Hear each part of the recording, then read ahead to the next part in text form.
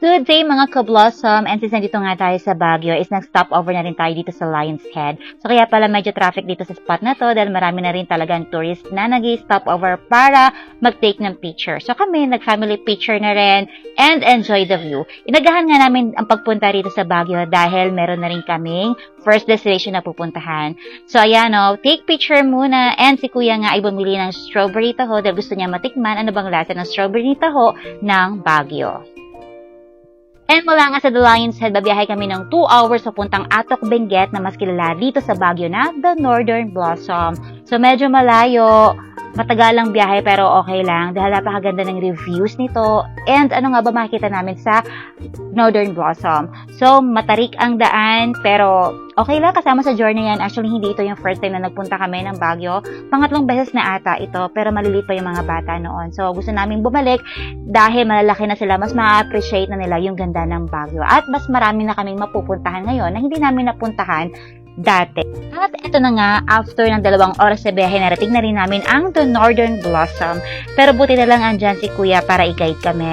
Sabi niya, hindi kami pwedeng dumiretso sa baba. Pupunta muna kami sa kanilang munisipyo para magbayad ng kanilang environmental fee. At eto na nga yung kanilang munisipyo. So ayan yan yung blue na building na yan. So ito na nga ang kanilang tourist registration. So umakyat kami dyan at talagang napakaganda ng Baguio, napakalinis at napakabait ng mga tao rito. And para sa kanilang environmental fee, 50 pesos para sa mga regular, para naman sa PWD and seniors, 40 pesos. And sa mga bata na 7 years old and below, they are free of charge. So after nga namin magbayad ng aming environmental fee, bumaba na kami at hinanap namin kung saan naman kami magbabayad ng kanilang entrance fee. So medyo nalito nga at naligaw si Papa Neil dyan, and finally nahanap na rin namin sa wakas si ate. So, lista-lista muna tayo dyan. Actually, ang binayaran namin is 800 pesos. Hindi na ako nagtanong kung magkano yung adult o magkano yung kids. Kasi ang sabi ni ate, para sa aming apat is 800 pesos. At sa dami nga na pinagdaanan namin, sa wakas, narating na lang namin ang pinaka-entrance ng The Northern Blossom. Andyan nga sila kuya, nag-video na nga. At ito, welcome to The Northern Blossom. At syempre, family picture, huwag kalimutan.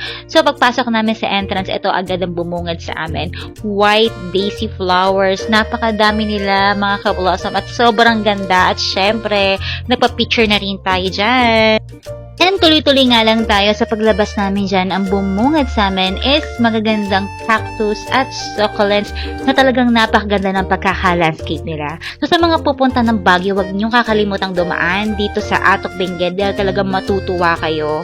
Sa mga tulad ko na mahilig sa flowers ay sobrang ma-appreciate niyo dito. And as you can see, tingnan nyo naman kung gaano kaganda yung pagkaka-landscape nila dito. Napakaganda nito sa personal kaya sobrang saya-saya ng mga mata ko dito. So, susunod na level, ibang colors naman na makikita ninyo. So, sa pagbaba nga namin, ito naman yellow and orange flowers naman. So, ay guys, napakaganda mag-video, mag-emote dito. Dahil napakaganda, yellow is my favorite color. At dito naman sa sumunod na level, yes, level by level. Dahil iba talagang colors ng flowers na makikita ninyo pagbaba. So, dito, red and pink flowers naman na makikita ninyo. Sobrang dami nila. And syempre, papahuli pa ba tayo? At ito na nga, nagpa-video na nga ang inyong crafter. Sige, ikot pa, girl! At ayan, nagtakbuhan na nga kami ni Kuya Luke dyan. O, diba, nakakatuwang tingnan na nag-enjoy yung mga bata. At thank you rin sa aming napakatsagang photographer na si Papa Neil. Pinagod namin yan. At tingnan nyo, napakalaking repolyo yung mga nandito. Actually, hindi sila repolyo.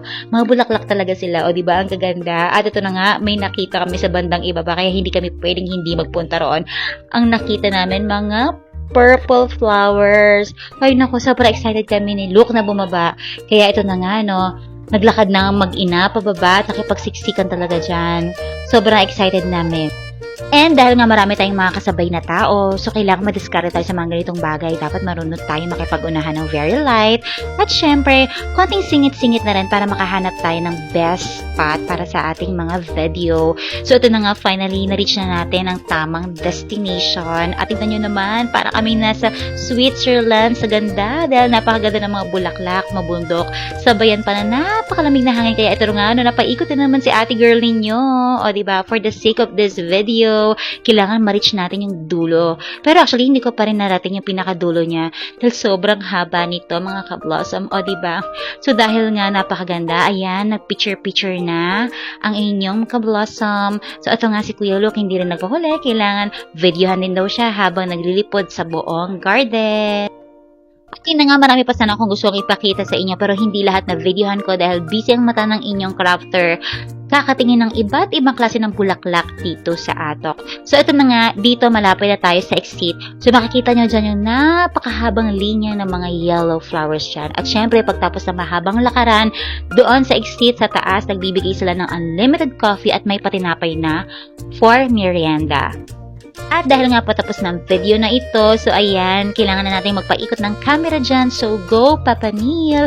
As you can see, napakaganda ng pagkaka-landscape ng mga bulaklak dito. At ayan nga, no, medyo nag-rainbow rock lang ang aking ulo dyan.